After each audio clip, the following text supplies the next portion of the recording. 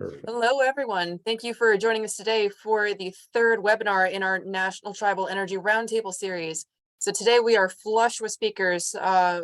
Today we have our webinar on critical minerals, research and development, and advanced manufacturing with our moderators from Shasta Advisors, LLC. We have President Daniel Cardenas and CJ Stewart, Energy and Water Resource Director with the Crow Tribe. But before we start, I do have a few words about our hosting program. So I'm Michelle Littlefield. I'm a program coordinator with the USDA Consensus Program. So this is a cooperative agreement with the Department of Energy, Fossil Energy, and Carbon Management. So this program seeks to educate the public, policymakers, industry, and stakeholders on CCUS and carbon management technologies, including tribal energy, by hosting webinars, a series of monthly educational briefings, conference workshops, technical reports, and we have a bi-monthly news clips of CCUS and carbon management related updates.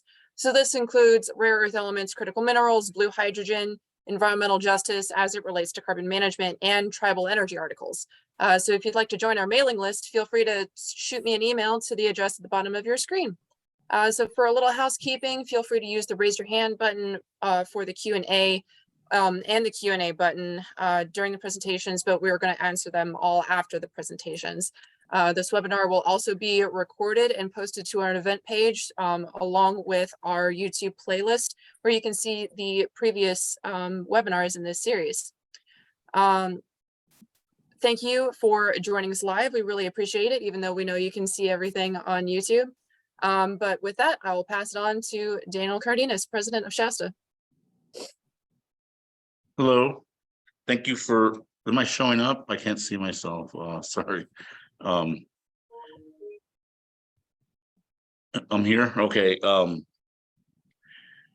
I'm Daniel Cardenas. I just wanted to make a short introduction. I'm the CEO of Shasta Advisors, along with my partner, Mr. Conrad CJ Stewart.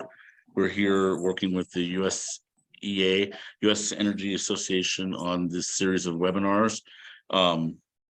Today, I just wanted to again thank you for showing up and watching. As Michelle said, we'll be recording this event, and if you're not able to watch the whole thing or have to leave, the recording will be available within minutes after we're finished, and then we'll be sending the link out to everybody to pass around. I just wanted to again thank you. Today's talk is going to be about strategic minerals and everything to do with that. I just wanted, we have some great speakers today, and I just wanted you guys to think about some things in the back of your mind as the speakers are talking. Think about the tribes and their roles in the development of strategic minerals.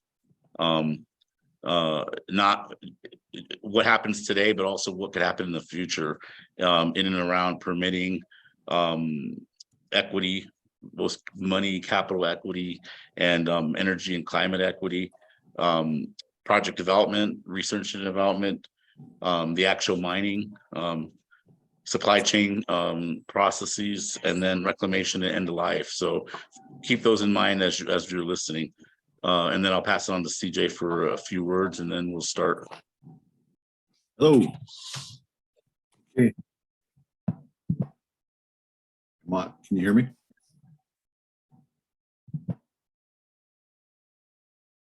Can you hear me? Go ahead. Yes. Go ahead. Yes. Okay, just needed a thumbs up. My name is CJ Stewart. I serve with the Crow Tribe, and I'm also a co-founder with the National Tribal Energy Association, and worked with the tribe, been on council for 8 years, and I worked as a consultant and energy consultant, and we're working really hard to try to get our message out to the mainstream public about Indian energy and all the different aspects surrounding it, and the challenges and some of the setbacks. And we're not trying to dwell on the setbacks. We're trying to look at opportunities to increase a better environment for tribes to pursue opportunities in the energy sector. And so that's what we're here for. We welcome you. We welcome you to the webinar, and we have a great selection of panelists that are going to be speaking. And so keep that in mind. We're here to identify some of the impediments that might be out there that are creating problems for tribes to move forward. And so with that being said, I want to welcome everyone, and I want to thank everyone for coming out. I know we got quite a bit of registrants, and so I'm really excited about this topic and the next topics to come. So I'm already looking at the next webinar, and I'm excited about it. So back to Michelle. All right, thank you very much, CJ. We're also honored to have Sheila Hollis, the acting director of USEA, who would like to say a few words.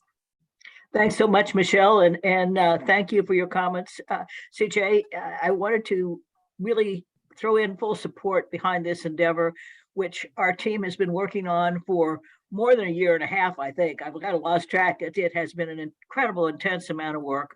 And a moment about USEA, we've been around nearly 100 years, formed back in the 1920s, primarily around electricity-related needs and issues at the time. But over time, particularly after the fall of the wall, we work all over the world. We're working very intensively right now in Ukraine and throughout Eastern Europe, but that's just a part of it. South America, Central America, all over Southeast Asia and India as well. So we're very proud of USEA's work. This endeavor is right at the top of our list of wonderful things that we've been able to support and promote with the backing of the Department of Energy and the US government in general, as well as your good selves throwing in your intelligence, your perception, your experience, and your vision for the future as well. So it's a tremendous honor to be a small part of it. But and I've lived very much in the tribal areas. I've lived in New Mexico, Wyoming, Colorado. So it's very near and dear to my heart personally. So thank you so much for allowing me to say hi. Thanks, Sheila. Yeah, thank you very much, Sheila. Very glad that you could join us today. So I think we'll start with Dr. Adam Simon, our first speaker. So here's what I want to do as I push my timer in the next 15-ish minutes. I want to talk about the specific energy critical metals that are required to achieve net zero emissions in the United States and globally, and where they'll come from. By way of background, I'm a professor at the University of Michigan, and my academic specialty is economic geology, which you can think of essentially as playing detective to search for and locate undiscovered ore deposits. I've written, or co-authored, I should say, the recent authoritative textbook, Mineral Resources, Economics, and the Environment. And I'm going to jump right into it. So these are 4 statements here that are quotes from the Biden administration. Create a carbon pollution-free power sector by 2035. Target that 50% of all vehicle sales in 2030 will be battery electric vehicles. There currently is $3.1 billion in federal funds to make electric vehicle batteries in the US. And I want to highlight that is to take the individual components of batteries and put them together in the US. And the longer term goal by 2050 to be net zero, both for energy and vehicles. So what does this mean? If we truly want to be net zero, meaning that we are not adding any carbon dioxide, methane, or other emissions to the atmosphere, that requires that we have to have technologies in place such that by 2050, 90% of our primary energy consumption is from renewable energy, a combination of solar, wind, battery storage, and electric vehicles. And in this talk, I'm going to ignore hydrogen, but that is not an indication that I don't believe that has potential. What this means is we have to electrify everything. No more natural gas hot water, no more natural gas heating. Nothing can be used as a fossil fuel for primary energy. Everything has to be electric, and we have to use renewable energy resources to provide all that electricity. So what does that mean? If we look here at the US primary energy for the year 2021, what you can see is that renewables combined were 12%, petroleum or oil 36%, natural gas 32%, and coal 11%. So what this means to transition to 100% renewables is we have to completely replace all of our uses for petroleum, all of our uses for natural gas, and all of our uses for coal, except for the production of steel. So in this talk, I'm borrowing from the Mission Net Zero America group at Princeton University, and I'm going to focus solely on solar and on wind and battery electric vehicles. This is a map right now of all utility scale wind and solar in the United States.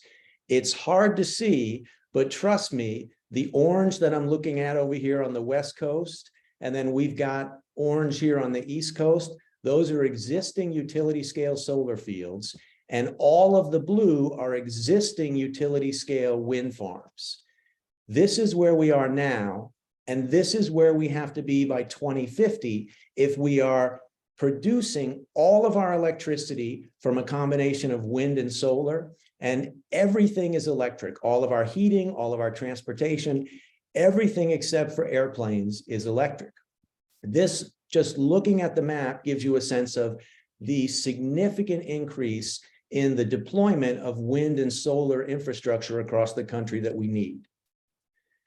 When I look at a wind turbine, I look at it through the lens of what are the metals required in order for a wind turbine to generate electricity.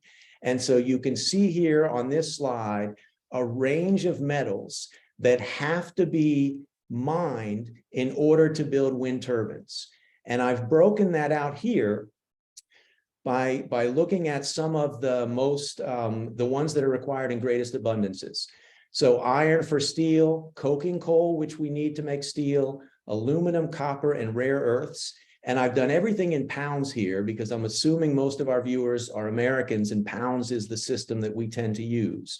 And all I want to highlight here is that if we want to have the wind energy required to get to 100% renewable by 2050, and we assume 5% annual capacity addition, meaning over the next 20 years, every year we're adding a new 5% of wind. You can see in this column how many pounds of each of these metals we need. And you can compare that to the column on the right, which is how much we currently produce. Now, the thing to keep in mind is that all of this current production is spoken for. So everything here under the annual needs is new metal that we have to extract from the ground. We can do the same thing when we look at solar panels. So when I look at solar panels, I see all of these metals that are physically part of a solar panel, and all of these metals have to be mined in order to make them available to produce solar panels. And we can do the same thing. We can look at how much photovoltaic solar do we need across the United States in order to achieve net zero by 2050. And you can see the list of resources is longer here on the left, and you can see our annual needs. And I want to highlight here for the metals indium, gallium, selenium, cadmium, tellurium, and germanium, the US produces 0 of these. The US produces 0 aluminum. We produce a significant amount of iron. We produce copper, we produce silica, we produce silver, but not enough considering all of those metals are already spoken for. If we want 50% of all new vehicle sales to be electric by 2030, that requires about 8 million battery electric vehicles to be on the market by 2030. And by 2050, all 16 million vehicles have to be fully battery electric.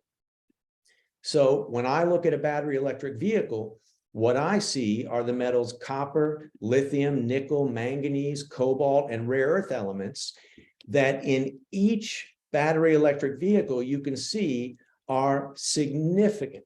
And we put all of these battery modules together, we fit them into a car, and we use electricity to make that car move. We can do a similar exercise where we can look at the demand per year in order to produce 8 million battery electric vehicles.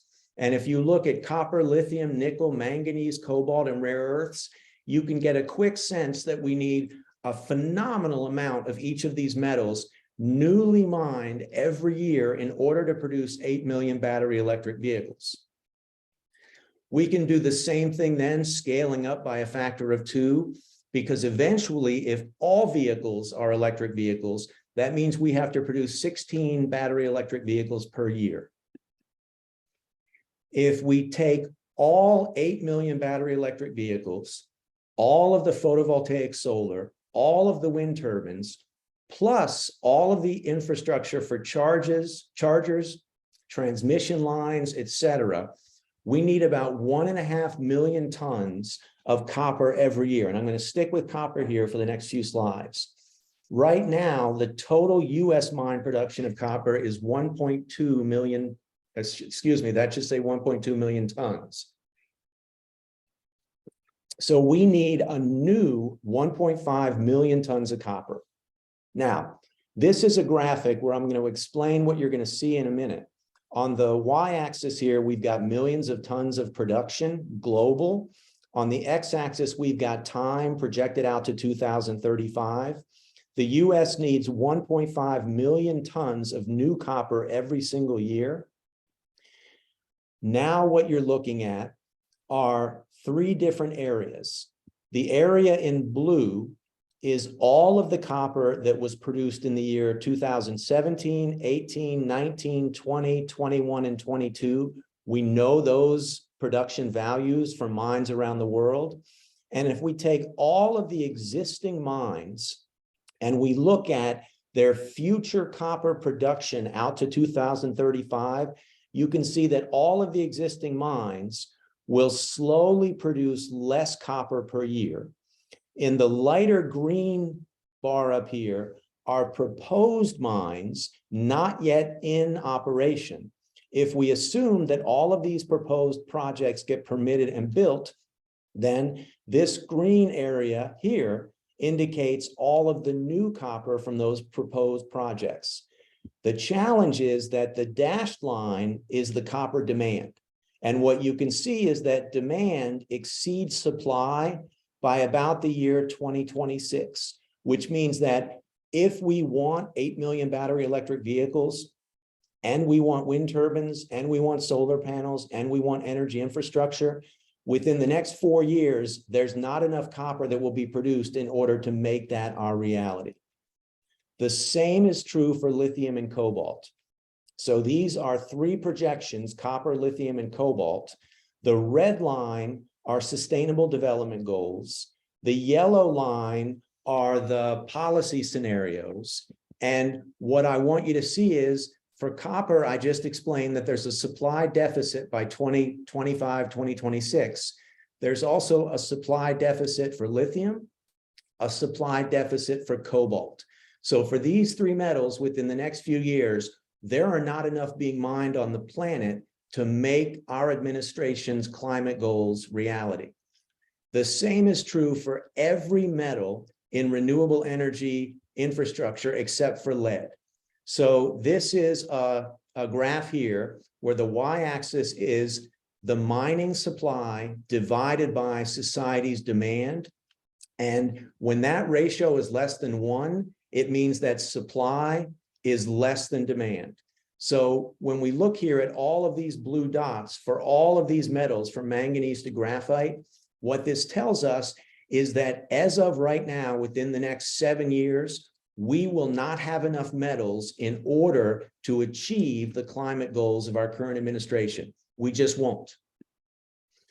Unless we start mining and producing new quantities of each of these metals.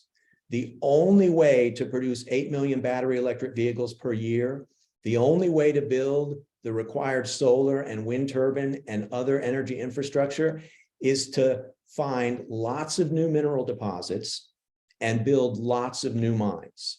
That's the only way this can happen. There are a number of challenges. Right now, almost all metals that are used to build electric vehicles, the batteries, they all go through China. China right now has the global monopoly either on mining or on manufacturing. And you can see that here where I'll just highlight China's in purple. So for each of these metals, heavy rare earths, light rare earths, magnesium, antimony, tungsten, magnesite, gallium, graphite, germanium, indium, silicon, fluorspar, coking coal, phosphate, China dominates global production. And on top of dominating global production, they also control the production, jump to this one, the production of magnets that are used in motors, in battery electric vehicles, and in wind turbines. So here we have global rare earth element refining and magnet manufacturing. The red is China. So just looking at this, what you can see is that all pathways to renewable energy right now have to go through China. When we look at that for individual metals, in addition to rare earths, we can look at lithium. This right now is the global supply chain for lithium. Lithium can be mined in South America, it's mined in Australia, and then it's exported to China. China manufactures that lithium into products that we can use, and then it comes to the US. That means that each atom of lithium in one of our batteries has spent 30 to 40,000 kilometers of time on ships. Ships burn bunker fuel, so this has a huge emissions footprint. So where are these metals going to come from, and can we source them domestically? The answer to the second question is yes, but there are problems. If we look, for example, at Thacker Pass, which is a large proposed lithium mine in the northern part of the state of Nevada, right here on the border between Nevada and Oregon, when this mine goes into production, if it goes into production, it produces enough lithium for about 664,000 battery electric vehicles per year. We need 8 million. So we need at least 12 to 15 Thacker Passes in the United States. What are the challenges? Through the lens of environmental justice, this is land that is sacred to multiple indigenous communities in northern Nevada. We have one cobalt mine in the United States, one, and that cobalt mine producing cobalt will actually ship the raw ore to Sao Paulo, Brazil, where it will be refined. That cobalt mine, that produces enough cobalt for 23,000 battery electric vehicles. We need 8 million. That land is also sacred to both the Nez Perce and the Shoshone and Bannock tribes here, as indicated on the map for central and southern Idaho.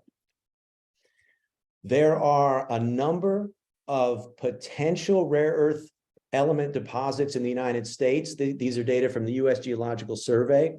And if you look at the pink/purple dots, the only currently producing rare earth element mine in the United States is here in California called Mountain Pass. All of these other dots have potential to produce rare earth elements, but they're not guaranteed. Here's where all of this is the rubber hits the road for indigenous communities. This is a compilation put together by MSCI in 2021. And what you're looking at in green are Native American reservations. Then in red to brown are 30 to 50 mile buffers outside of a reservation. And what you can see when you look at this is that all of the areas in the United States that have potential for lithium, for copper, for cobalt, for nickel, etc., they are almost all on Native American reservations or within buffer zones around Native American reservations that would potentially cause negative impacts to indigenous communities. One thing to keep in mind, I mentioned that for almost all metals, supply will not meet demand within the next 5 years. When we search for ore deposits, we're looking for a particular volume of crust that contains copper or lithium. The average number of years from when we find a deposit to when we actually build the mine infrastructure and produce the metal, the average is 16 years. So it's 2023. If we find a lithium deposit this year, on average, to get that mine infrastructure built and to get it permitted, we're looking at 2035 to 2040. So my last couple of slides here, my subdiscipline of geology is economic geology, which, as you can read here, is the scientific discipline concerned with the distribution of mineral deposits, the economic considerations involved in their recovery, and an assessment of the reserves available. Reserves means how much mass of a given metal, such as copper, exists within a given volume of the Earth's crust. And at a given market price, we can mine, extract that, and make that available. Over the last 30 years in academia, we have seen a gradual elimination of economic geology from university curricula.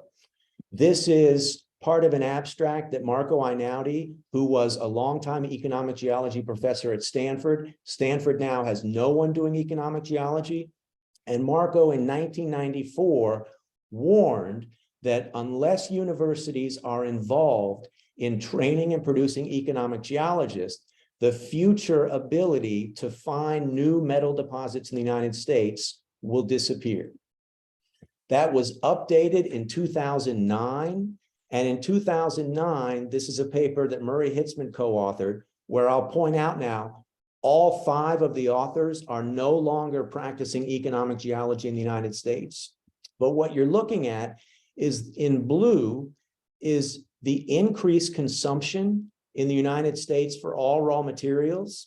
And in red is the systematic decline in the number of faculty that train students to find new resources.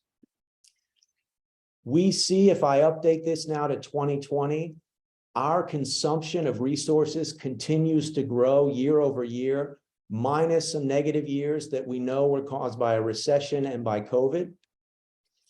And if we look at all geoscience faculty in the United States right now, at all universities and colleges, are about 15,000.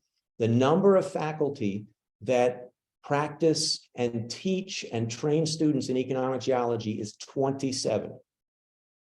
27 out of 15,000.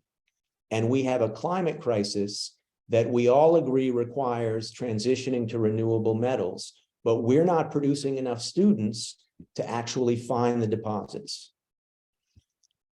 When we look at future scenarios, this is a plot of CO2 emissions out to the year 2100. And all I want to highlight is the top curve here is business as usual. We'll see global atmospheric temperatures increase by as much as 3.5 to 3.8 degrees Celsius. The only way to keep global atmospheric temperatures from increasing by no more than 2 degrees Celsius relative to 19th century averages is to transition to 100% renewable energy. So I'll leave with this one, which is, I think what we're looking at now is we're looking at a society that over the last several decades has really enjoyed vilifying mining, in some cases for the right reasons. But now we need mining, and we are not able to change the public mindset, or I would contend the politicians' mindset, that we need to mine. The challenge is where. And my last slide here, I put my email address. If anybody would like me to send them an electronic copy of this textbook or a copy of the presentation, please email me. Thank you. All right, thank you very much. Dr. Simon, looks like we do have a question for you here. What is the total cost to meet the zero carbon goals, which is pretty broad, but we'd like to see your perspective. Send me an email, because I don't want to give you a figure off the top of my head that's wrong. But Mark, if you send me an email, I have those data, and they've been fact checked by a number of different universities. And I'll be happy to send that to you. All right, thank you very much. I think those are all the questions we have for right now. I'm wondering if I can do this live. Would you mind saying your email address, and the right people will be able to get a hold of you? Dr. Simon, do you have your email address handy? I'm dropping it in the chat now. Okay, perfect. That goes to the host and panelists. All right, that's Simon AC at UMich. umich.edu. Correct. All right, perfect. All right, thank you very much. Daniel, did you have a few words before we move on to our next speaker, or CJ? I'd like to say thank you, Dr. Simon, for your words. I think it's a really good overview of what the needs are. I mean, one of the things I know during our practice session, you had made some other details available about your personal life, about your the work that you're doing at the University of Michigan to make it the largest green university or campus in the country. I think that matters to be out there, because I think some people will say, we're hating on the green transition. We're not really, because you have you can say for yourself, but I think it's really important. The map that you showed of the United States with Indian country overlaid, and the where the minerals are located. I think as we move forward, that's going to be key. I mean, that's science, that's geology. That can't be, that's not going to go away. And so if we're going to move forward, that needs to be there above our heads every single day as we move forward. What does that transition look like when it comes to Indian country? But I just wanted to say that there's a little bit, some details people could pull out of context in your talk, but it was excellent, and it gives us a lot of food for thought as we move forward. I just wanted to add to that. I thought it was a really good presentation. I really appreciate you, Dr. Simon, for presenting that.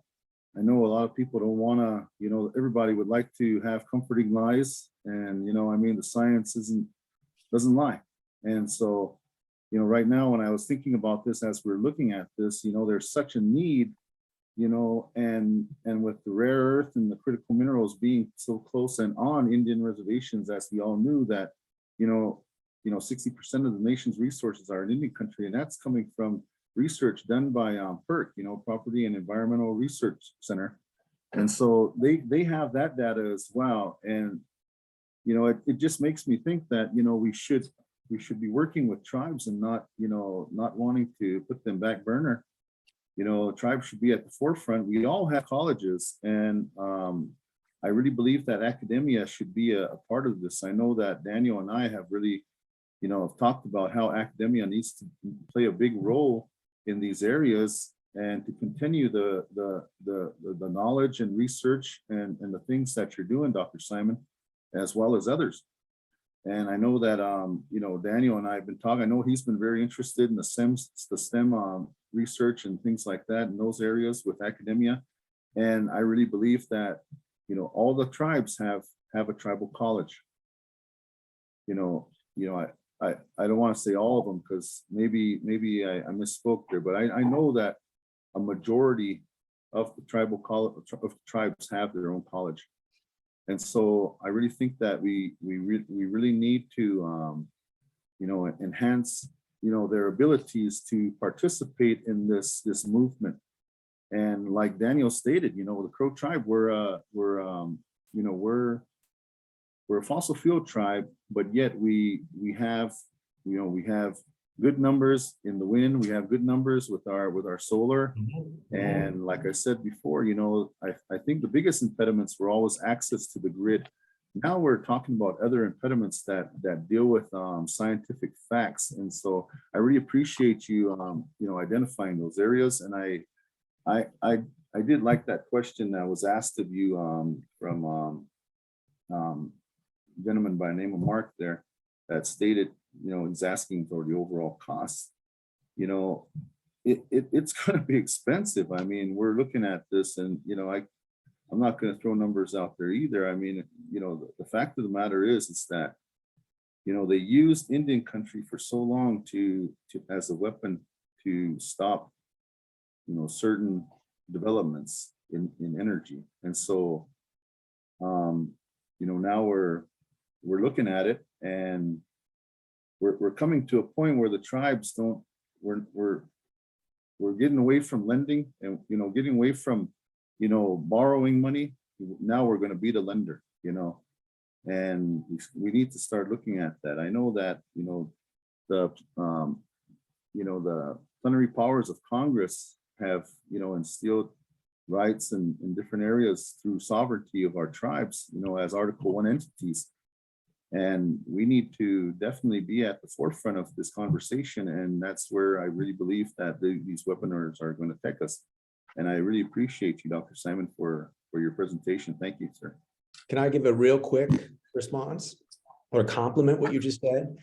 You know, if I had an audience with Biden, what I would suggest to Biden as one possible scenario would be to build on the institutions of higher education already in existence on Native American reservations, expand that significantly with federal dollars, and create essentially programs to train geologists and geologic engineers to go into the mining industry, so that there's not only the extraction of resources from Indian country and taking that away, but there is the construction of new intellectual power on reservations. Right. And so all of this is doable. You know, everything is possible. We have enough metals. We have a relatively good sense of where they are, but there are only 27 of us at the university that are doing this. And I think if you ask most mining companies in the United States, they really are scratching their heads to figure out what their workforce is going to be. And I agree with everything you said, and it can be done. And I don't think the price tag would be that high. I appreciate that. Thank you, Dr. Simon. We do have one Great other message. question here from an anonymous attendee. If we have a moment for that. Yeah, sure. All right. So has the U.S. considered decreasing metal consumption through building out public transport and car sharing initiatives? I think yes. I mean, there are different groups that have put together really robust quantitative scenarios. Amory Lovins, who is with Rocky Mountain Institute just west of Denver, has done this. I am a big fan of this. I have 4 kids. My older kids don't have cars where they live, Boston and New York and Columbus, Ohio. Right? You don't need cars. So there can be a lot of creativity here to reduce the total amount of electricity that we would need to provide.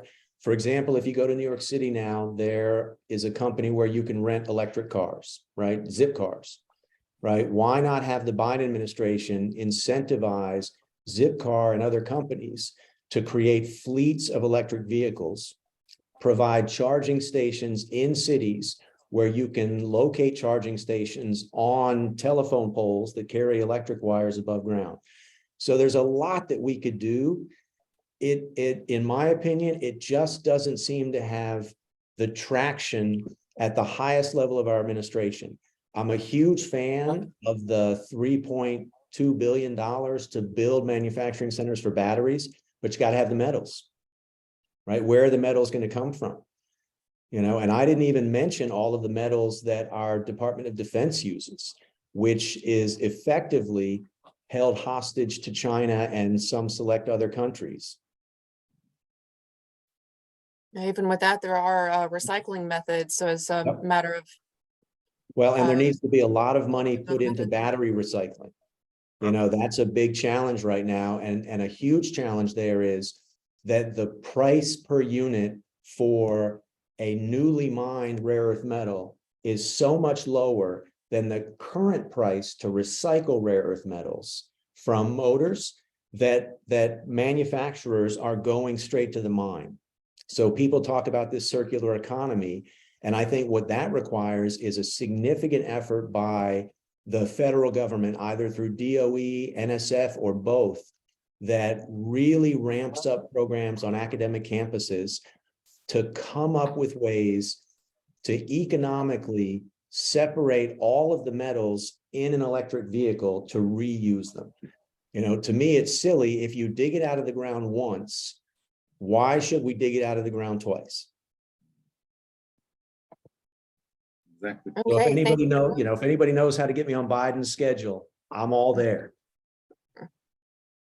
Michelle, we have a question from Nika Sunday. Hopefully I'm pronouncing that correctly. On behalf of Chairman Jared Erickson, the chairman of the Colville Tribes, the comment or question is, the problem is that is asking tribes to take the responsibility of our climate crisis. And so I'd like to respond to that. I think it's really important. It is important. It is a good comment, and it's a good segue as we move into our next speakers. And it's something that CJ and I, our trade association, and what we've done in the private and public sector, always asking that question is, especially from the fossil energy tribes, because our National Tribal Energy Association represents the 4 largest fossil energy producing tribes. Some who have become very wealthy at producing their own resources, but just right when certain tribes are hitting their stride in gaining wealth and creating jobs and creating opportunities for their future, the federal government, the world is asking them to sacrifice that for the benefit of the entire world because of climate change. And I think that's a little bit it's really unfair. And so what we need to be happening is to come up with a solution to compensate the tribes if they choose to transition out of fossil fuels. My guess and my assessment, I don't have a crystal ball to figure out what's going to happen tomorrow, let alone in the future. But I think that we have enough smart people left at the universities to come up with a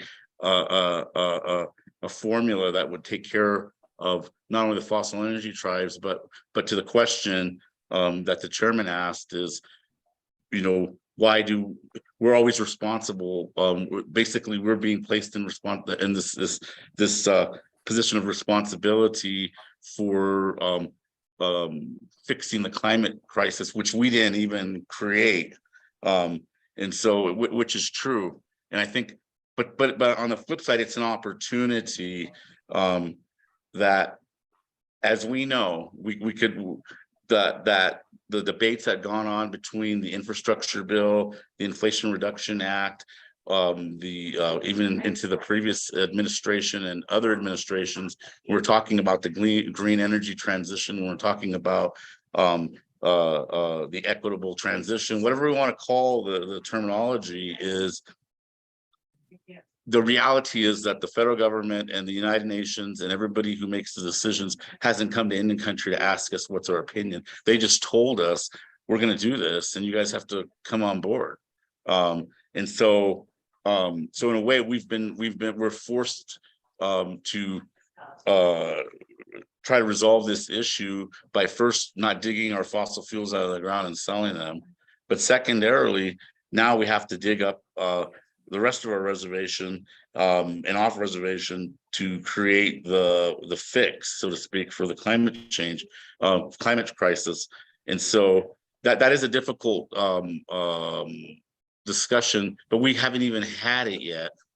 And so we're hoping that this webinar, other webinars that we plan to have, and future discussions as we move forward, that the tribes can come to the table, let the administration know, not just, you know, I'm a past tribal leader myself for my tribe. I was elected for nearly 20 years to the tribal council for the Pitt River Tribe of California. And I know how consultation goes. It's not a discussion. It's not a dialogue. It's just telling them what we think, and that's it. They listen and they write it down and then they move on. There's no discussion. And we've never been part of a discussion.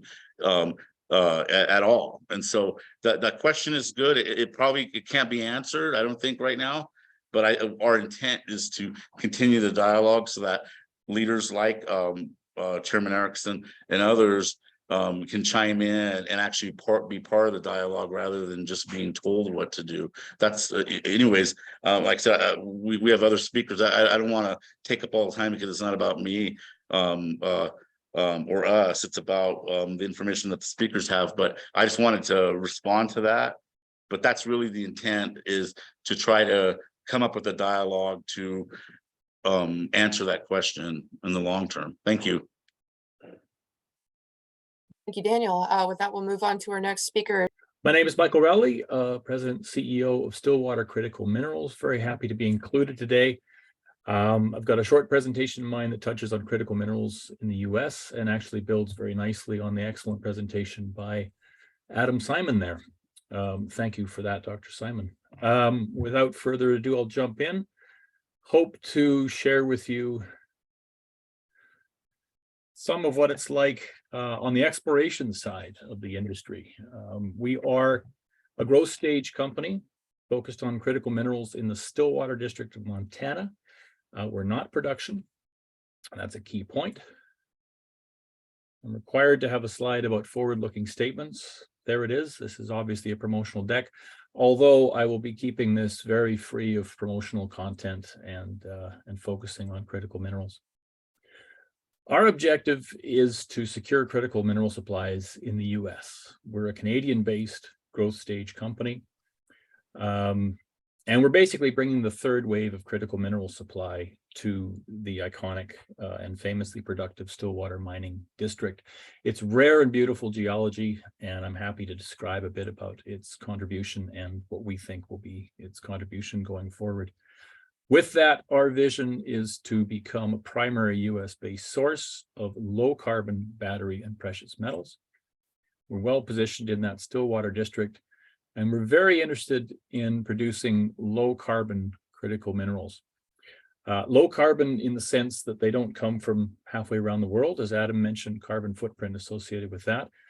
But in the case of nickel, it's also very important to consider the source of the nickel. This is nickel sulfide in the US, which is preferable to the laterite mines of Indonesia and Australia. Laterite is a much dirtier, in an environmental sense, source of nickel. And the processing of those ores requires orders of magnitude greater resources.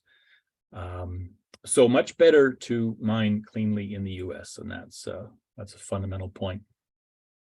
As the world transitions to a clean energy economy, global demand for these critical minerals is set to skyrocket 400 to 600%. The numbers differ, but it's always a multiple of current supply, and that was the White House just recently.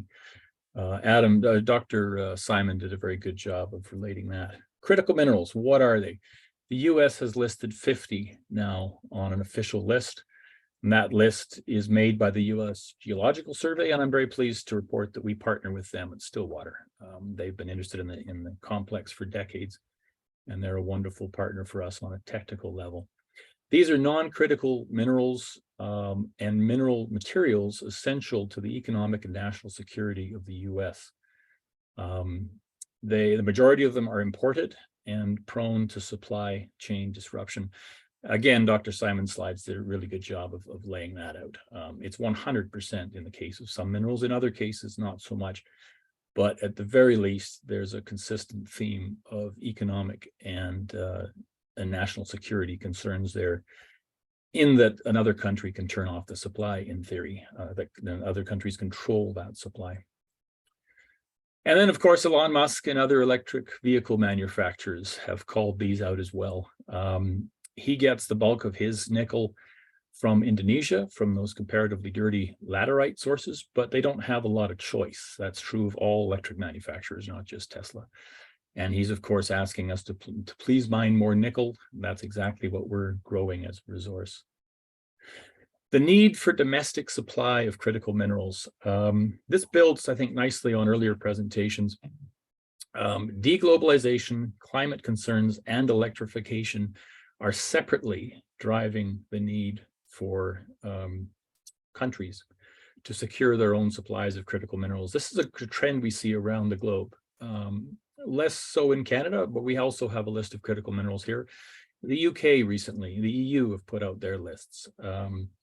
Deglobalization is driving new demand for commodities as factories and domestic manufacturing return to individual countries, right? We can't depend on Taiwan for chips. 75% of the world's chips are made there. We're now building IC chip manufacturing facilities in Arizona, right? This all takes metals, commodities. Climate change is also driving the demand for commodities as countries recognize that green energy means energy independence. And that, again, Dr. Simon's slide was excellent in that regard. Europe, especially Germany, is really feeling this right now, and they wish they had more wind and solar power. And then the electrification movement demands a multiple of the current supplies of a wide variety of minerals. The US electric grid is outdated and needs updating. Robert Friedland has done a very good job of enunciating that. That's a lot of copper, but that is how electric energy moves. So substantial upgrades are needed there. Environmental and humanitarian concerns are also a real factor in considering domestic supply of critical minerals. Most of these metals come from overseas, and the cobalt that comes from the Congo, very rich in cobalt, but there are some real questions around the environmental and humanitarian footprint of that. Nickel from Indonesia, I mentioned the comparatively dirty laterite ores out of that part of the world. These commodities often come with a higher environmental and humanitarian cost. And then, of course, the national security concerns. China controls 80% of global critical mineral supply. They've been investing hundreds of billions in tying up supplies out of Africa, South America for decades now. And this is the result of that. 68% of nickel, 73% of cobalt, 100% of the graphite in our batteries has come through China. There's no reason that we should have that vulnerability. China is the world's largest, Russia is the world's largest source of palladium and also nickel sulfide. The US, of course, is the net importer of a bunch of these, as we've been discussing. It's better to mine responsibly in the first world and to first world standards. I saw that recycling came up in the questions there. I'm all for recycling. In fact, my background was in recycling technologies decades ago. There is not enough metal out there. It is also a distribution problem because it is widely distributed. And as we get better at it, this is essential, but there will not be enough metal in recycling sources to replace the mine supply. I think for nickel, at best, it knocks off 20, 30% or something ultimately. And obviously in the short term, we've got a large number of batteries to build and get on the road. So there may not be much metal available. The US government is putting unprecedented funding behind this in the Infrastructure Investment Jobs Act, and there's a lot to be done there. It's very good to see. Our claims. We are a growth stage exploration company. We're focused in Montana, as shown there, top left. Our mineral claims are shown in yellow, and our neighbor, Sibanye-Stillwater, shown in gray. We share with them some really beautiful rocks called the Stillwater Igneous Complex. This is a rare system on a global scale. It's a magmatic system made about 2.7 billion years ago, probably about 10,000 feet underground, 3 kilometers underground, 40 kilometers, 8 kilometers on surface. It looks like some of the best rocks in South Africa, and it is the biggest thing by far in the Western Hemisphere. And that's why it's of interest to this presentation today. Our neighbor has the 100 million ounce JM Reef deposit. This is by far the largest of its type in the Western Hemisphere. The largest source of palladium and platinum in the Western Hemisphere, and actually the highest grade in the world. They operate 3 underground mines, there, and there. And they also operate a smelter, refining, and recycling complex in Columbus. They're one of the world's largest recyclers of catalytic converters from automobiles. We are very happy to share this fantastic geology with them, and we're basically bringing new thinking to the lower Stillwater complex. They also produce nickel, copper, gold, silver, and rhodium, among other elements. We are focused on those green metals listed there: palladium, platinum, rhodium, also nickel, copper, and cobalt. And we have some gold and chrome as well. It's a true polymetallic deposit. In terms of numbers, we are nickel dominant with 694 million pounds of nickel in our October 2021 resource. I was interested that Dr. Simon's numbers showed the US demand to be 480 million pounds. This is, in theory, a very significant addition to that, against that need, as we could potentially meet it. Now, this is an inferred resource. It's an early debut, and we look forward to de-risking this and also growing it as we advance as a project. But Dr. Simon's numbers suggested that the US current production was 40 million pounds per year of nickel. This 694 million that we have in inventory is already significant in that regard. Second value, palladium, about 20% with 1.3 million ounces on down through copper, cobalt, palladium, rhodium, gold. Important stuff and a treasure trove of critical minerals at a time when the US is looking at these.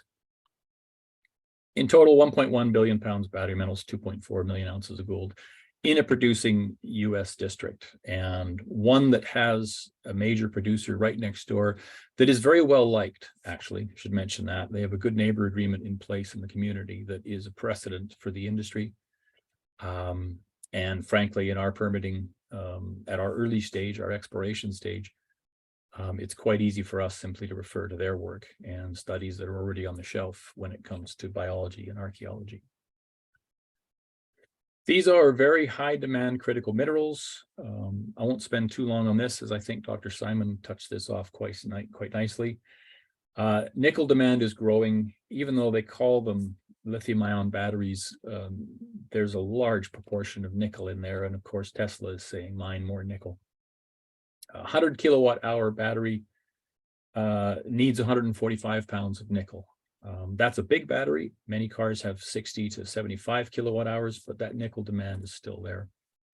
Platinum group elements, palladium and rhodium, largely used in catalytic converters. Platinum is used for making green hydrogen from cracking water.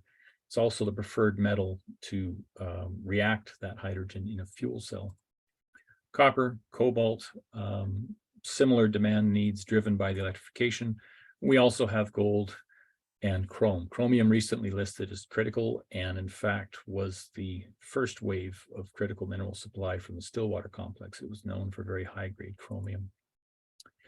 I'm going to touch just quickly on management so you get an idea of who we are.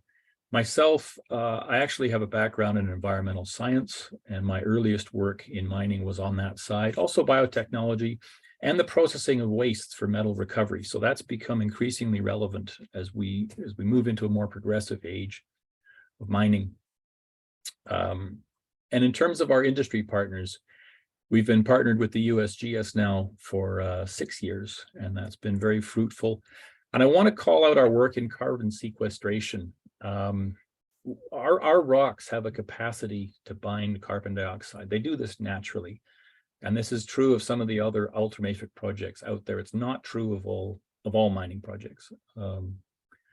But essentially magmatic projects like ours can have a capacity to bind CO2. And that's something that's very exciting to us, because we're not only providing the metals necessary for the transition, but we also can benefit from carbon sequestration, taking carbon from the atmosphere in the form of carbon dioxide, or from a point source emitter such as the oil refineries near us in Billings, Montana, put that in tailings in a rock form and put it in the ground in perpetuity. That's really elegant to us. And given that we're looking at a bulk mining operation at Stillwater, ultimately, that could get very exciting and could actually do a lot in terms of carbon sequestration. There are more active processes out there, moving beyond passive reactions with rocks, and we're happy to look at those as well. And I think we'll have more news flow coming on those initiatives. We're partnered with Goldspot as well. That's not as relevant to our discussions here today. The very last slide I've got just speaks to what it's like to be a growth stage mining company and the trajectory to ultimately being production, because I find that's not always well understood. In the early stages, you're talking about discovery of minerals in the ground, and then you're moving to the resource stage, and you see that initial increase in value as shown by that first lump in the graph. Then you're moving into the studies, PEA, preliminary economic assessment, and then ultimately pre-feasibility studies, and then full-blown feasibility as you look to building an actual mine. The risks shift from exploration to technical, your investor base shifts, and your valuation moves up. But a key point of this chart is that early stage stuff where we are, you're in the business basically of de-risking an asset. You're proving up metals in the ground, then you're starting to wrap studies around it. Community works, all stakeholders, metallurgy, everything to do with planning a mine. And you're basically showing that this is feasible and can have value. We're at the early stage of that part, and we're excited by everything we've seen working at Stillwater. That's it for my presentation. Happy to take any questions. All right, thank you very much, Mr. Rowley. Let me see if we have any questions so far. None that are related to this presentation right now. We do have one now. How does Indonesia move to place export taxes on nickel and other strategic metal investments and development decisions? What Indonesia has done, which has been interesting and controversial, is forbid the exporting of ores, to require miners to process within the country. And that's caused great shudders in the metal prices, being their dominant producers of nickel and some other things. But it's also forced people to process within that country somewhat. That's difficult. It doesn't happen overnight. But there are some lessons to be learned there. You had some earlier questions about carbon, about costs of mining, and about carbon as well. I'll just note that the price that we're putting on carbon now is an important part of that equation. And it doesn't matter if you do it as a tax credit or as a charge. Either way, you're pricing carbon, and that's coming into Western economies and balance sheets a lot now. I think the average is over $50 per ton CO2. And that's moving up the scale, and that's a critical part to allowing businesses and governments to value that and bring it into considerations as an operation. It's going to be a cost, but it can be offset as well, right? There's a fine line between that kind of production and environmental justice. So now more than ever, it's tricky to find that balance. We have one more from Elif Khan. What about tailings? We know that it is an important environmental externality of mining. How do you cope with it? Sure. We're a resource stage project. We do not have a mine plan yet. This looks like it wants to be a bulk underground mine. So I would assume that the bulk of tailings would go back underground. That's certainly what our neighbor does, Sibanye. The majority of their tailings go back underground. And that's also where the carbon sequestration angle fits in, because some projects are proposing carbon sequestration on surface in ponds of tailings. I think it makes even more sense if you're putting them underground, that you can take carbon and lock it away in geologic time in old mine workings. All right. Well, thank you very much. Really appreciate it, and especially appreciate you coming on kind of at the last minute. Sure. Would you mind posting your email as well for any other questions? You bet. Michelle, I just wanted to add to what Michael had said, just as a point. It's not really a discussion point, but just to and it's something that I've mentioned in conversations with Mike and his team in the past, is that just as a point of reference, the project that the geography of the project of that potential mine is within the ancestral territory of the Crow Nation, who CJ is a member of, and a past leader. But so I wanted to say that it just as some context, but also to also point out what he had mentioned, Michael had mentioned, that platinum and the platinum metals were going to be instrumental as we move forward in this transition. That if hydrogen does become what everybody wants it to be, that's going to be, that metal is going to be very important in the the production of hydrogen. And so I just wanted to point that out. He also mentioned the rocks, the sequester or potentially can sequester CO2. I think that's also another great angle for this project. And so and the reason why I asked Michael to participate was it, like, did it fit nicely with the other presenters, but also if people need to see it in their minds, a lot of people see things different. I have to read it to see it. Some people can visualize it and by looking and seeing the slides. And so I think that really where I want tribes and tribal communities to look at when they look at this webinar is that although this is a project that has an impact and potentially could have tribal partners in it, see yourselves, tribes, tribal leaders, tribal communities as potentially developing these projects. So like what Dr. Simon had said earlier is that as a nation, we're going to be struggling moving forward because we don't have enough academics in economic geology. He's one of 27, he said, that are left, which means that I could probably say that there are probably no tribal economic geologists that exist. And so, we're behind if we want to get into this business. I think it would make sense that we look at it as we, meaning collectively tribes, look at the mining business potentially ourselves. And some tribes have done it or are in the process of investing in these kind of projects. So anyways, I just wanted to point those out, not really ask any questions or have any discussion on that, but I just wanted to make sure that we kept that in the back of our minds as we move forward. I agree completely with the point of becoming involved at all levels, as contractors, as employees, as board members. We need all of that. There's a great lack in the US of skills in the mining sector. Finding drillers last year was looking pretty tough in the US. In the Yukon, in another project that we're part of, we actually train our local First Nations there, the Champagne-Ushak, Kluane Nations. We host GIS courses. We bring a professor in. This is an excellent way to bring these people into the craft, and it creates jobs, it creates opportunities.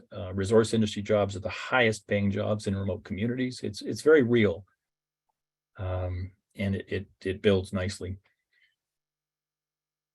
Yeah, I definitely see this as an opportunity for tribes to be leaders in the space that is desperately needed within the US and just energy in general.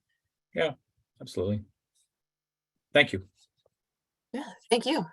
With that, I think we'll move on to Dr. Valdez. Thank you very much for your patience. And I'll share the screen and we'll get started. So my name is Zack Valdez. I'm the Chief of Staff at the Manufacturing Energy Supply Chain Office.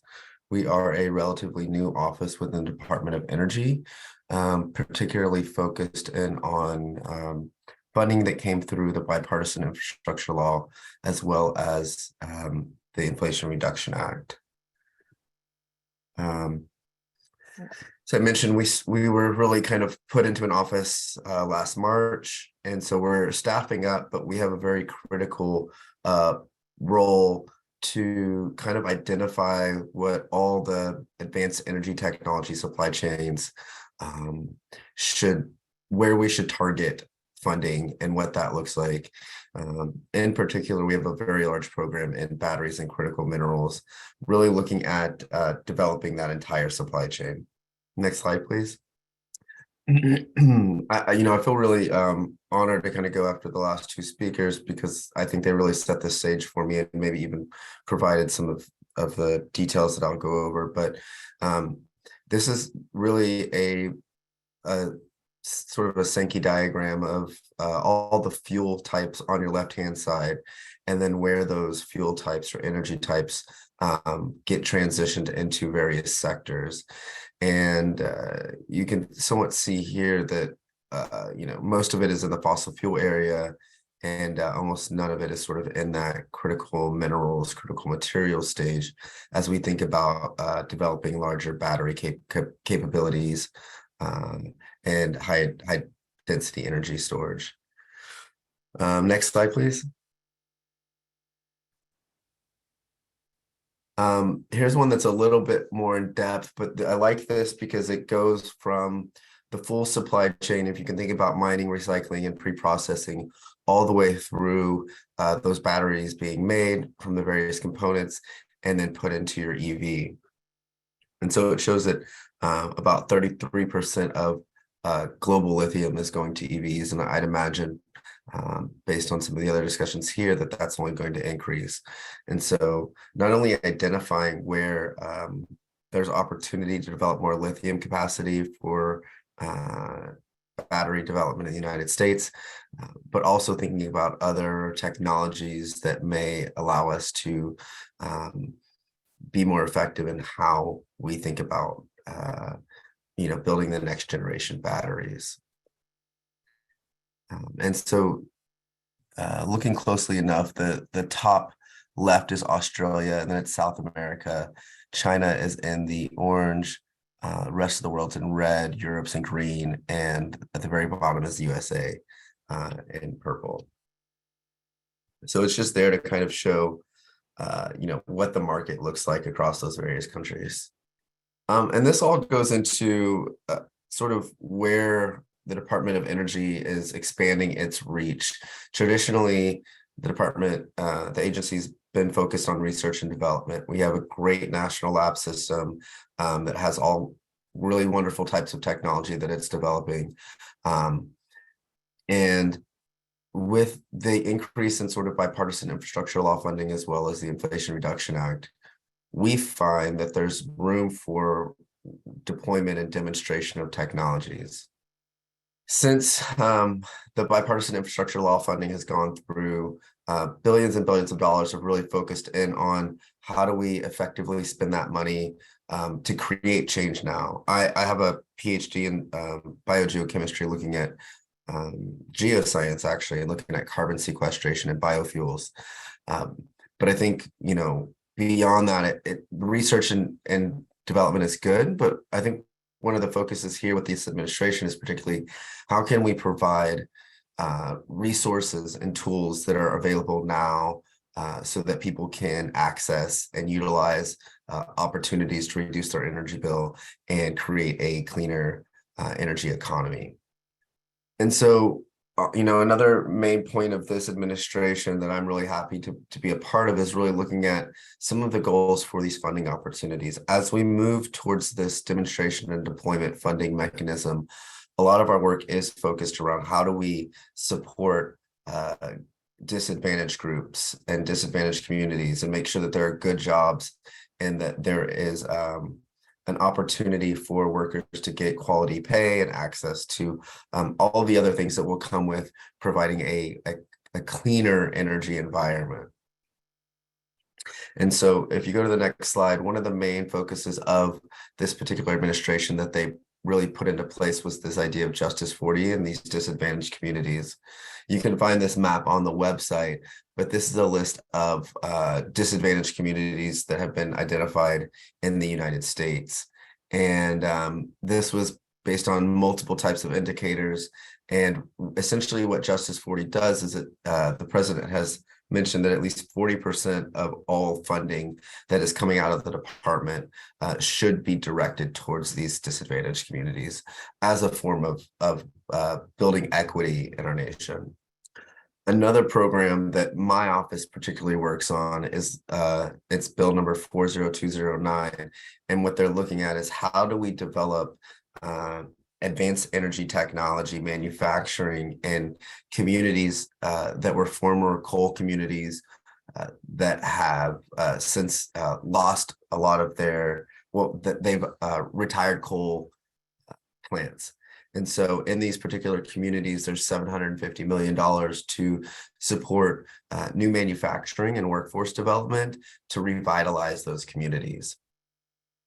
We're also using these two maps to track out potential 48C investment tax credits as well.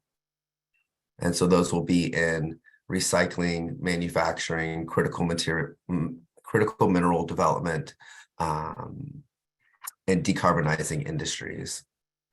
I think it's really important to note that the agency really is focused on sort of all of our stakeholders, and especially in this new level of demonstration and deployment. You know, traditionally we have worked more maybe with academics and industry to kind of move R&D forward. But as we look at this demonstration and deployment phase, we're really looking at the technical readiness levels of 7, 8, 9, where the technology is there. It's just a matter of scaling. And so when we think about that scaling, a lot of our work in providing that funding really takes to heart making sure that we have a good breadth of stakeholder engagement before we announce the funding opportunity.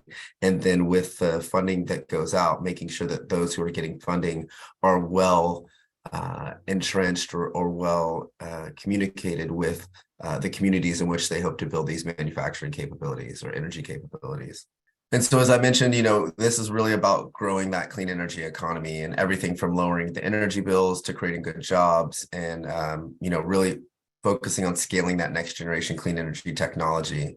And sort of the goal within MESC is really looking at the supply chain and making sure that it's more secure, reliable, and resilient. I think one of the main parts that I keep coming back to is really understanding what the workforce could look like. And I think that there's a lot more room, especially in the industries of tomorrow and clean energy technology and maybe even within mining, where a 4-year or a doctoral degree are not, you know, not necessarily needed.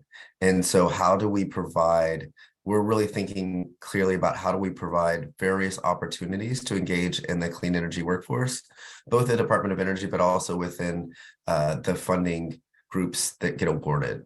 And so how do we think about construction, installation, putting steel in the ground, and all of the various folks that are involved in sort of making sure that we move forward with our climate goals. So I just wanted to point this out. This is an organizational chart of the Department of Energy, and the first large rectangle up there is the new office of the Undersecretary for Infrastructure. This particular office didn't exist last year. Well, yes, didn't exist in 2021. And so within that, we've brought over some of the more R&D focused groups into this, what we call S3, including ours, but there's also a grid deployment office. We have our Indian energy and policy programs there as well. And so it just gives you, if you look at the vertical to the left, that's more going to be on the R&D side of the Department of Energy. And as we look at that demonstration deployment, we're really focused in on those within the S3 vertical. So if I broke that out a little bit more, and I really like to sort of see the systemic transfer, I guess, of technology. You could think about going from left to right on this slide, really starting out at fundamental research on that far end is with that basic energy sciences, and maybe even some of the advanced research projects at RPE. But as you move into more applied research, these are going to be the ones that I mentioned previously in that S4 Office of Science, really looking at how do we think about technologies that may be coming to commercialization in 3 to 5 years. From there, we move into, these are some of the offices within the Office of Undersecretary for Infrastructure. So OSED, the Office of Clean Energy Demonstrations, is really looking at that pilot project, right? So it's maybe a little bit earlier than some of the MESC work because they are looking at things that maybe haven't been done before, but that could create large changes in sort of what we think about for advanced energy opportunities. And then you have the Loan Program Office that's doing a lot more of the large energy investments. We kind of sit in that sweet spot between those. I will say that a lot of our funding does go out in the form of a 50% cost share grant.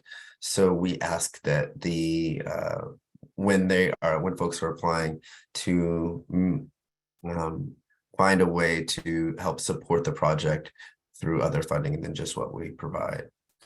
So our office is really focused on the energy sector, industrial base, making sure that we're engaging with all those stakeholders across energy technologies, but also throughout the supply chain to make sure that we're developing clean domestic energy manufacturing and creating those jobs.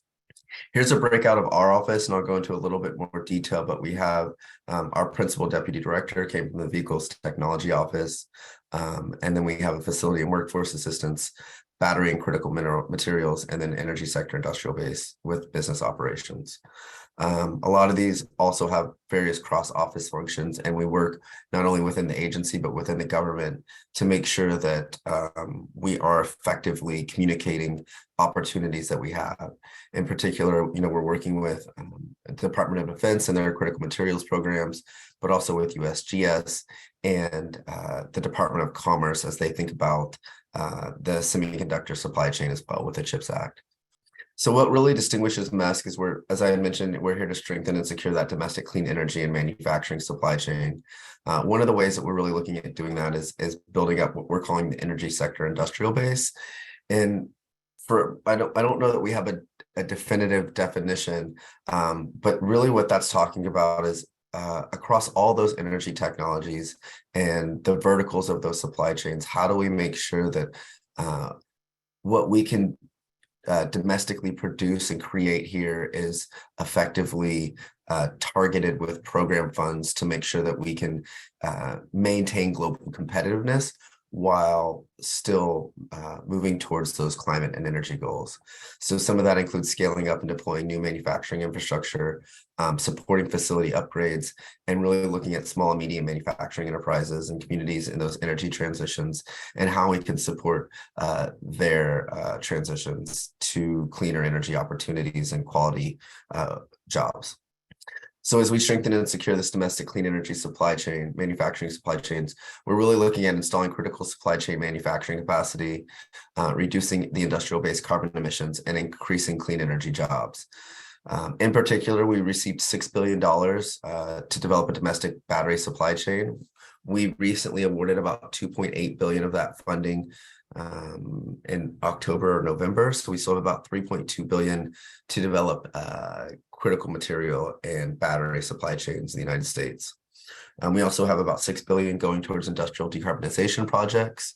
And then, as I mentioned before, the investment tax credits, we have about $10 billion coming through our office for those. So that facility and workforce, I think what I really want to focus in on, and I'll share these slides because I want you to have them, they have sort of the bill numbers that individual opportunities to receive funding are.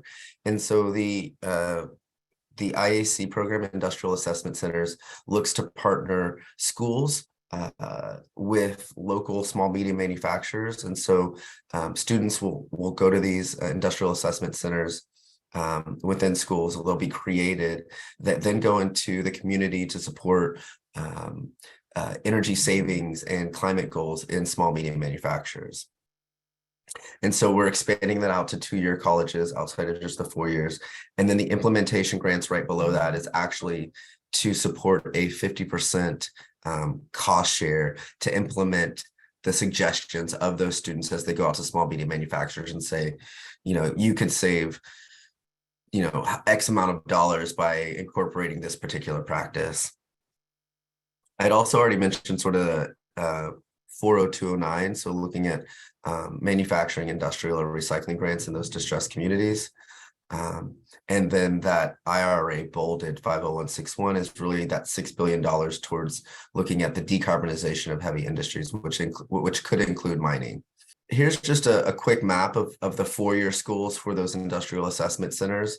But I think the more important thing is as we look to expand to multiple 2-year colleges, I think it's important to identify ways where tribal nations can leverage this as like a spoken hub model so that they can engage with these groups as well and train those next generation of energy workforce. The next one is that batteries and critical materials group.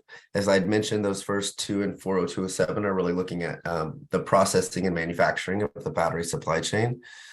We also then have some other aspects to look at more of the recycling aspect of this. And so I think, you know, as Michael and Simon both mentioned, you know, there is a large aspect to recycling and how we do that effectively. And I think it's really important for the Department of Energy to sort of support that. And as I had mentioned before, we're really looking at developed technology. So technologies that already exist where we can go and begin to recycle those batteries. And then one of the other aspects that was brought up more recently, the very last one in that middle column, Bill 40205, rare earth demonstration projects, we're actually putting together a program to look at how can we leverage some of the tailings that are coming out of mining communities or mining projects to pull out even more of those critical materials and critical minerals to kind of fully use the resource that we have on hand. I think it's really, as both of those speakers mentioned, there's so much opportunity there, not only on the mining phase, but on the recycling phase. So we're really excited. Those funds have not been announced yet. But if you go to our website at DOE MESC, you'll be able to find sort of an opportunity to sign up to receive updates and provide feedback through the request for information process. So I wanted to put this out here. I think this gives a decent understanding as one of the ways in which we sort of look at the battery supply chain through the Bipartisan Infrastructure Law, the Inflation Reduction Act, and Defense Production Act. In the green, you can sort of see that the Department of Energy does not fund mining projects per se. As soon as it comes out of the ground, that's when we're really looking at where we can fund projects. So a lot of that includes, the processing and the transport and how we think about moving those materials and minerals to sort of the component level, and then moving all the way downstream, as I had mentioned, into the electric vehicles or opportunities for other battery uses, for instance, drones and such. So we understand that there's a large piece of that is just identifying what minerals we can process here and what we have here. And so that 40207 B and C are really focused on that full supply chain of looking at those critical materials. MESC 30, the energy sector industrial base, is sort of the analytical arm of our office at MESC, and then are really looking at how do we map, model, and analyze the various components of the supply chain. So whether it's wind or solar, we may need some of those precious grade metals in wind turbines, but also potentially in electrolyzers for hydrogen. So doing some of the qualitative and quantitative assessments and understanding where these opportunities and resources exist is the main focus of sort of this particular vertical or sub office within MESC. So we'll do some of the modeling, mapping, and analysis that will then inform where we should make targeted funding in the future, particularly if you could think of maybe for lithium development or processing in the United States, where we have very little capability. We also have a few other conversion grants, and the DPA was the Defense Production Act. We only received funding to manufacture more heat pumps, but there are also other opportunities for critical materials that went to DoD more recently.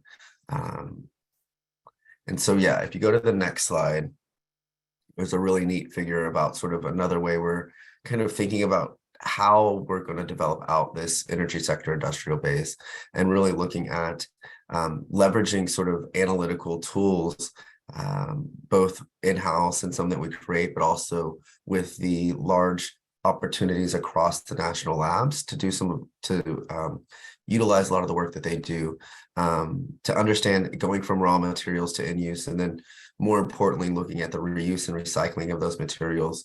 How do we set those priorities, and what direction should we be investing our funding in?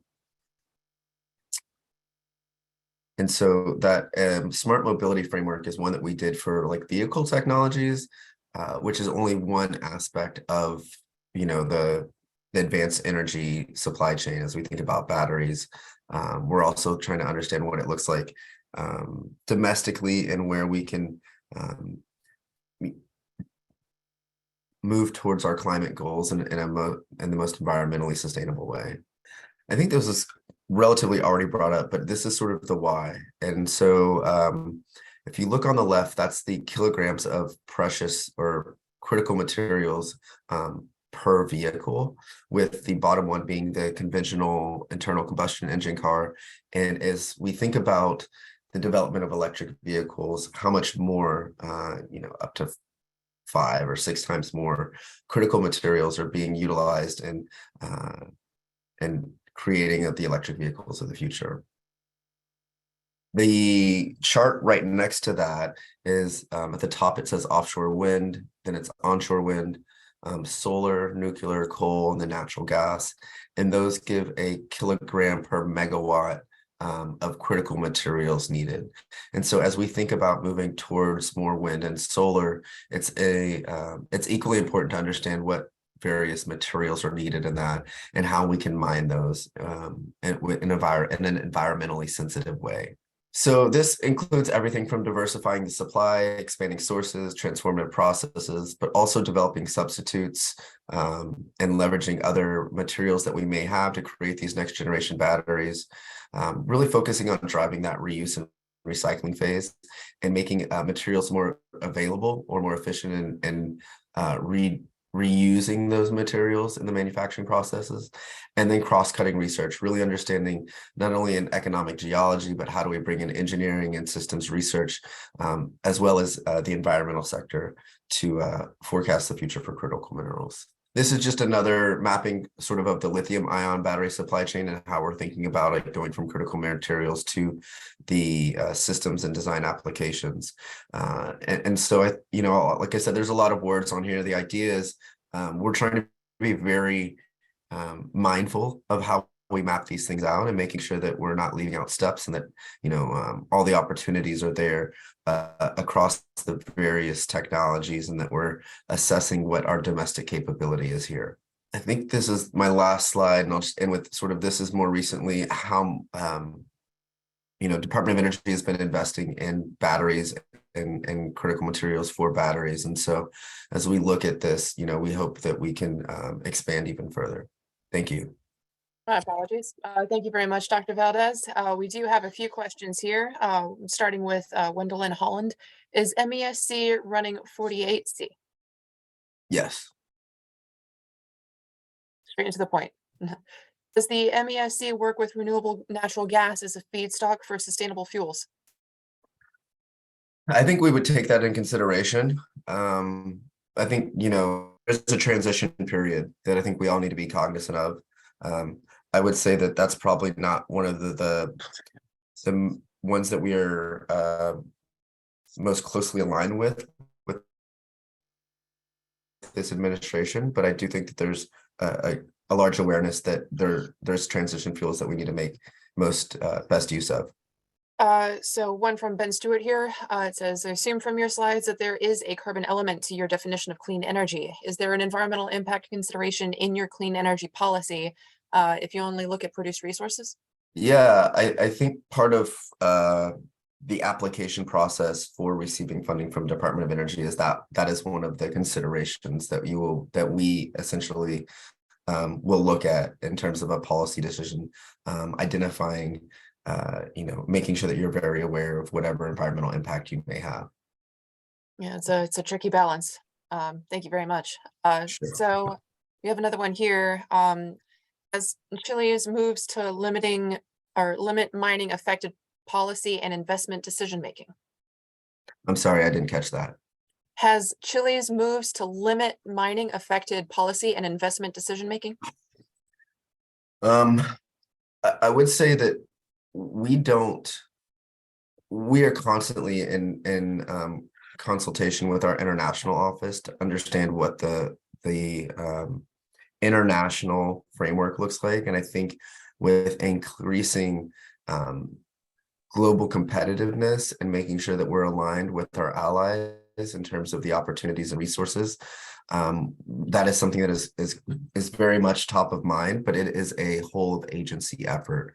So, you know, I would not say that MESC has necessarily changed its vision or its mission, but I would say that we are increasingly informed by our international office and Department of Commerce about how we need to target some of that funding to make sure that we're, you know, effectively being able to compete and provide the technologies that we need for a clean energy future.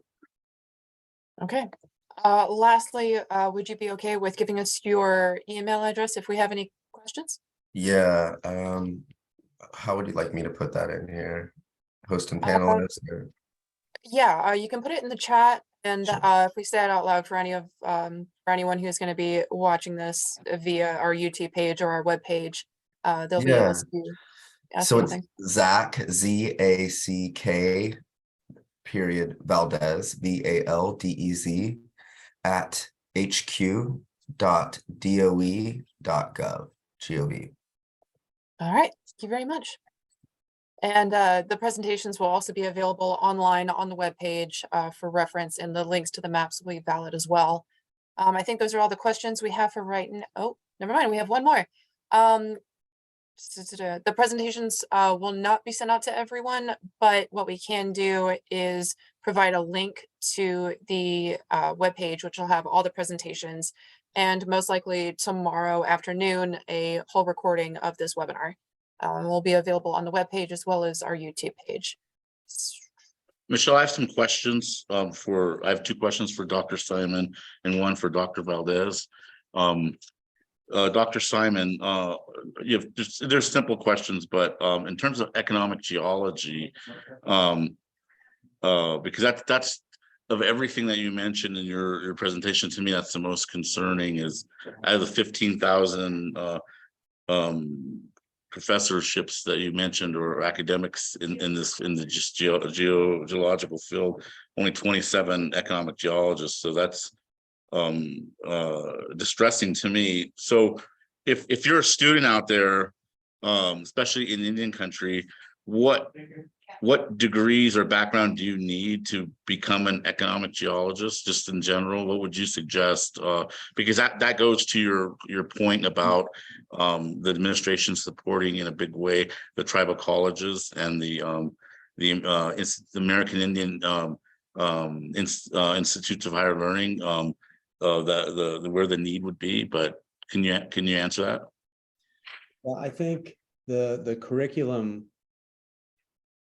is mostly unchanged from what it was for decades. I'd call it a traditional, tried and true boots and hammer geology undergraduate degree, where students gain skills understanding everything from plate tectonics to volcanism to how different types of mineral deposits form, how has the Earth's crust been impacted by plate tectonics over the last several billion years. And then adding to that, there is a need to educate students around various remote sensing geophysical tools that are used to explore for ore deposits. So for example, you know, if one were to look for a particular type of mineral deposit in Arizona, the way that we do that is to use aerial data first, because aerial data has no impact on the ground. There's no ground disturbance. So students would take courses in how to gather those data, how to process those data, how to interpret those data. That involves typically learning how to code in something like Python, which is an open source software programming system.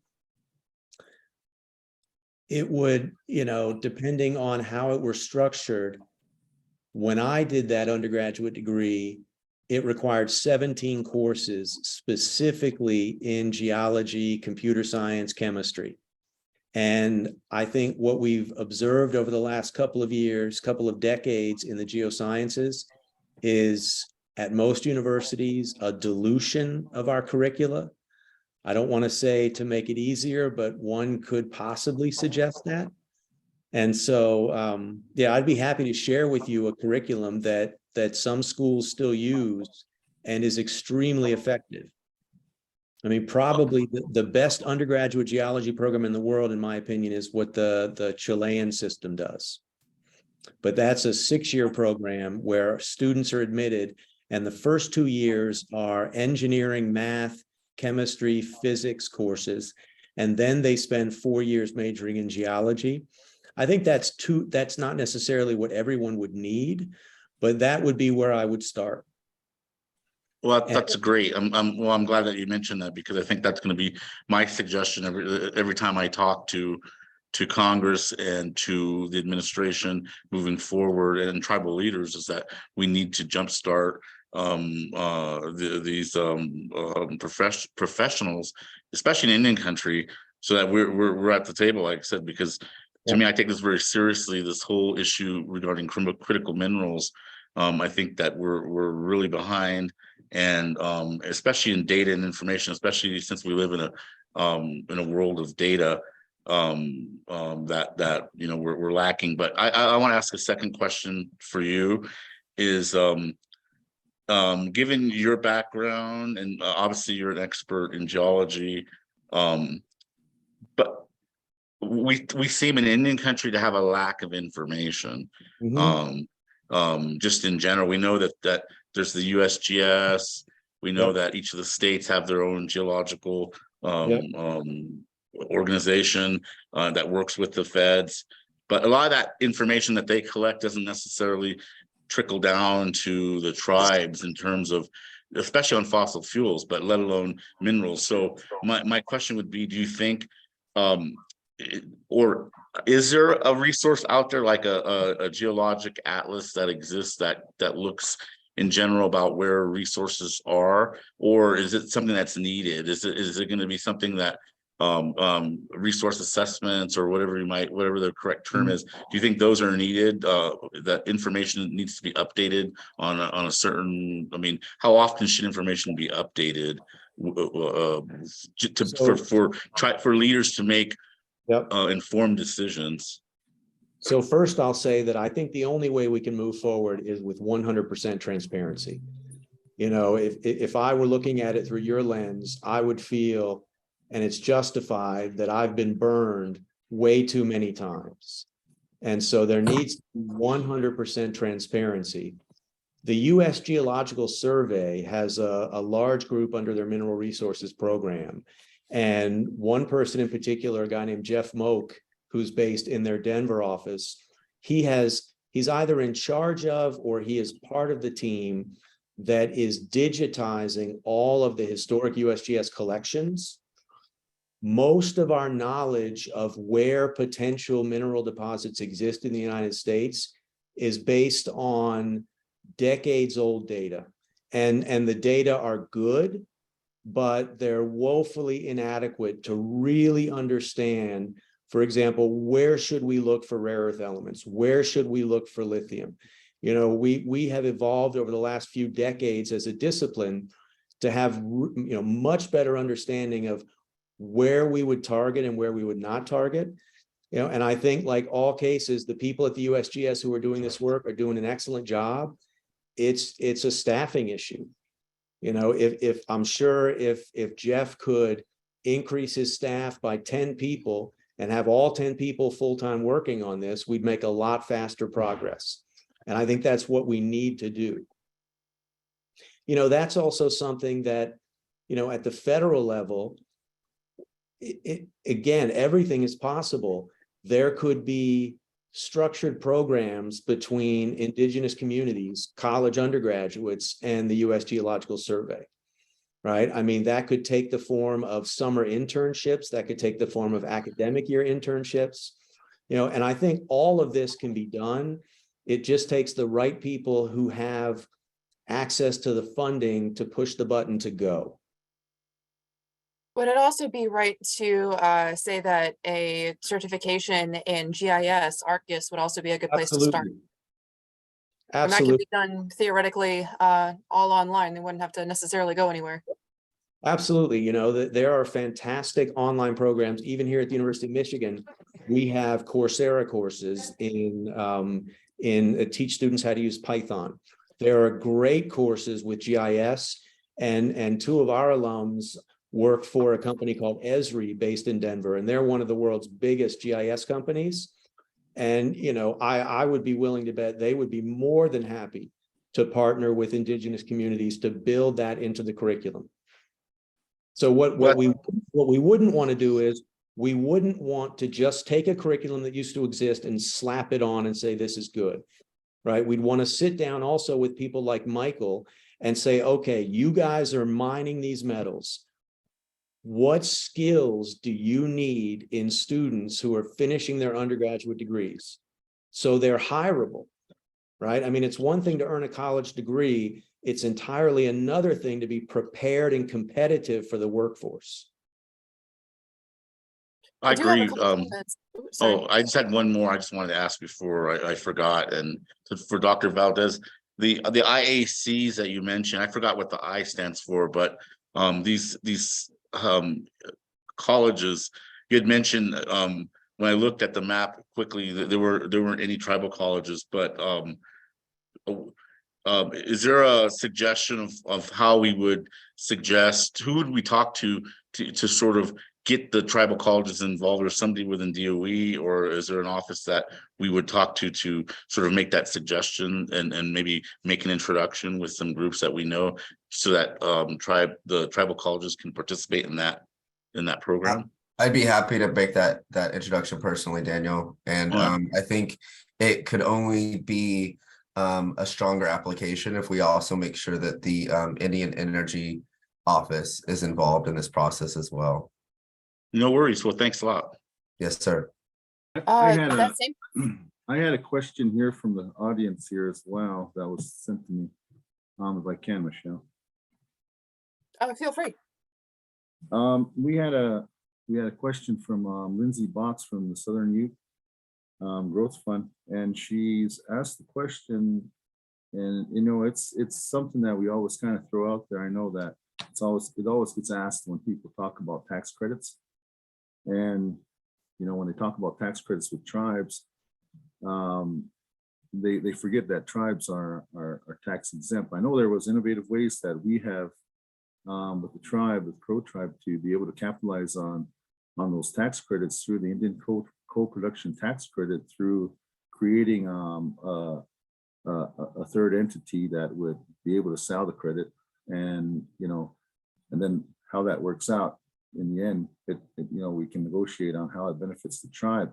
So that's how it helps us. So I just wanted to make that mention to the folks on the panel that, you know, when you're speaking about tax credits, you know, some tribes haven't advanced to the point where they understand what they can do with those tax credits, or if they can even do anything with those tax credits because of the tax exempt status. So I think that needs to be, you know, something you need to keep that in mind. So those considerations are met and understood when deploying funds are considered. So that's something I want to make mention there. And then the other question is, in Dr. Valdez's presentation, did you happen to have a specific pool for the tribal funding that you were talking about, you know, pulling from, or are we talking about private, or are we talking about? So we don't have funding set aside directly for the tribal nations, but I would probably venture to say that some of the impacted coal communities and disadvantaged communities, for that Justice 40, it's not just for tribal, it's for all of those communities. And so that money is set aside. If I had $1 million, 400,000 of those dollars are set aside for disadvantaged communities, where they are the only ones that can access it. So it's not just for tribal, it's for all of the people who are applying for awards in those areas. Yeah, and let me just jump in, Mr. Stewart, and add, you know, one of the things you're looking for, in addition to the near-term financial revenue from mining on Indian lands, I would also think about how Indian lands can be used to build renewable energy infrastructure, meaning to actually build solar panels, to build wind turbines in their infrastructure, and then locate those resources on native lands and build the transmission infrastructure, because that then allows you to receive revenue by way of royalties for decades out, right? I mean, as long as you're generating solar electricity, you know, I look at a map of the United States and I know where the greatest wind potential is. I know where the greatest solar potential is. And to Zach's point just now about the extra tax credits, my understanding is you get the 30% federal tax credit, another 10% if it's located on land where former coal mine employees or coal power plant employees have lost their jobs, and another 10% if it's in an economically impoverished area. So there's the possibility of a 50% tax credit. And what you might do is work with private equity who could fund this.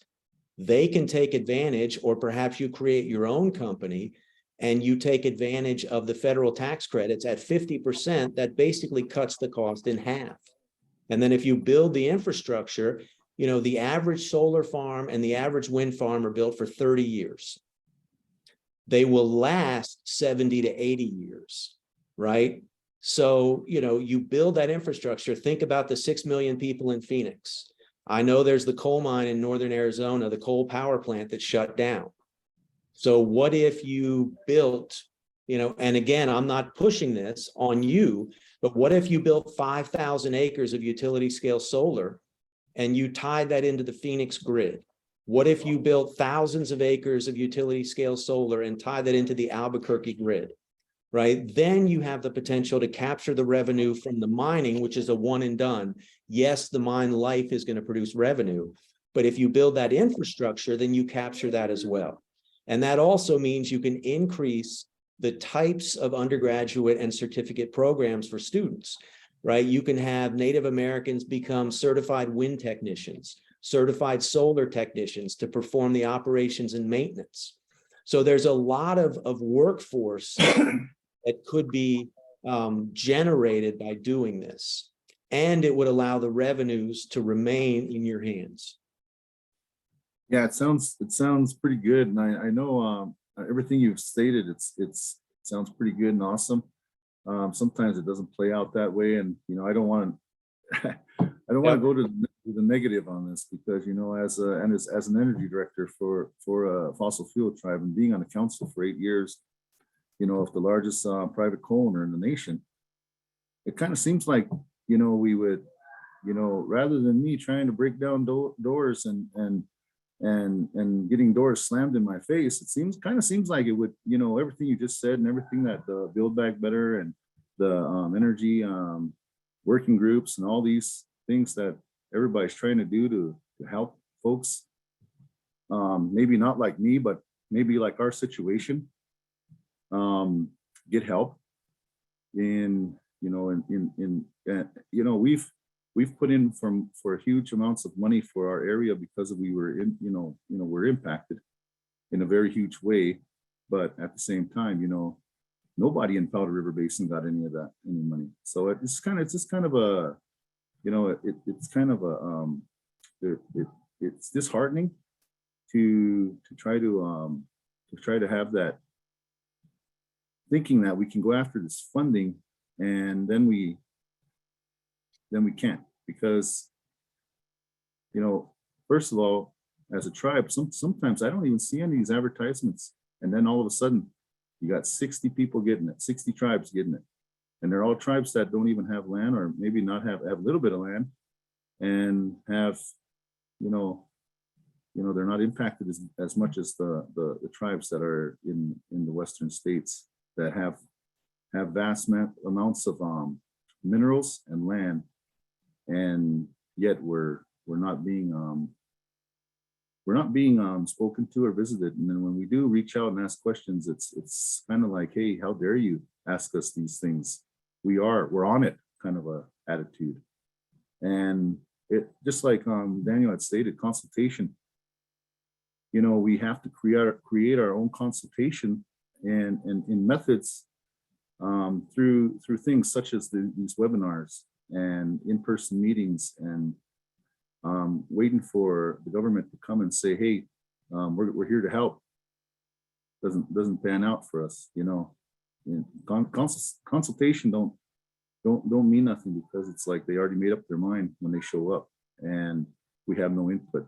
And being a tribe, like I stated, you know, amongst other tribes that control 60% of the nation's resources, you know, when we asked this question, like Mrs. Box had asked about the funding, it's very specific, because we are in positions. We're not corporations. We're mineral owners. We're landowners. You know, and we're put in a position of competition with other entities that don't have these same positive aspects going forward. We're never going to leave. We're going to be here. We're not going to dissolve, you know, and we're going to continue to move forward. And those are some of the things we're looking at right now. I know before we jump off, Mr. Rowley, I sent you a message there. So, you know, I need to get a hold of you on this. So we wanted to talk about this and touch base on these areas, on those two questions. So I appreciate your comments. I appreciate the concerns and the things that, you know, the panel has presented. It's very enlightening. And I really truly appreciate Dr. Simon's, Mr. Rowley, and Dr. Valdez's presentation. I think a lot of people are probably wowed at a lot of the information that has been presented. 27, you know, folks that can do it, that ain't gonna cut it. I mean, we're in a position we used to be the best country in the world, and I still believe we are. But at the same time, we need to start acting like it, right? So with that, you know, I just want to pass it back.